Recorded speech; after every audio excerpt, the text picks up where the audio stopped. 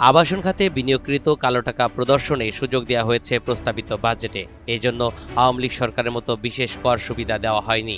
নিয়মিত হারে কর দিয়ে অতীতে বিনিয়োগকৃত অপ্রদর্শিত অর্থ বৈধ করা যাবে।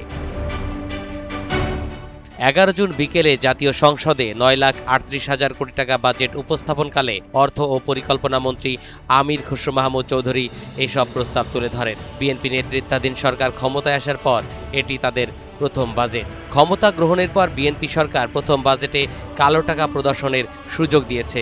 এজন্য আয়কর আইনে নতুন বিধান যুক্ত করা হয়েছে। নতুন নিয়ম অনুযায়ী জমি, বিল্ডিং বা অ্যাপার্টমেন্ট কেনাবেচায় দলিলে প্রকৃত মূল্য গোপন করলেও তা স্বপ্রণোদিতভাবে আয়কর রিটার্নে দেখানো যাবে। এক্ষেত্রে ক্রেতাকে প্রকৃত মূল্য ও দলিল মূল্যের পার্থক্যের উপর 30% এবং বিক্রেতাকে 15% মূলধনী কর দিতে হবে।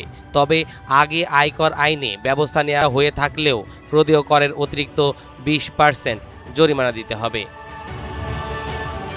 উদাহরণ হিসেবে 2 কোটি টাকায় কেনা একটি ফ্ল্যাটের দলিল মূল্য 50 লাখ টাকা দেখালে গোপন অর্থ দাঁড়ায় 1,50,00,000 টাকা। এই অর্থে রিটার্নে বৈধ করতে হলে 30% হারে অর্থাৎ 45 লাখ টাকা কর দিতে হবে। আর আয়কর বিভাগ বিষয়টি শনাক্ত করার পর ঘোষণা দিলে অতিরিক্ত আরও 9 লাখ টাকা জরিমানা দিতে হবে। অন্যদিকে প্রতিষ্ঠান বা বিক্রেতাকে 1.5 কোটি টাকার বিপরীতে 15% হারে 22,50,000 টাকা মূলধনী কর দিতে হবে।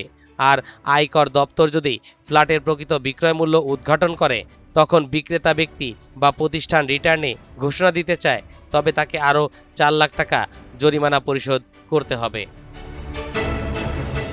এই পদ্ধতিতে অতীতে বিনিয়োগকৃত কালো টাকা প্রদর্শন করা হলে বাংলাদেশের প্রচলিত কোনো আইনে বিনিয়োগ বা ক্রয় অর্থপ্রাপ্তির উৎস নিয়ে কোনো প্রশ্ন উত্থাপন বা কার্যক্রম গ্রহণ করা যাবে না।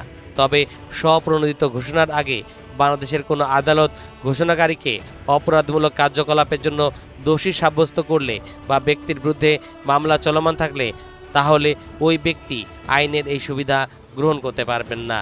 আগামী 2026-27 অর্থবছরে মোট 6,95,000 কোটি টাকা রাজস্ব আয় প্রাক্কলন করা হয়েছে, যা জিডিপির 10.2%।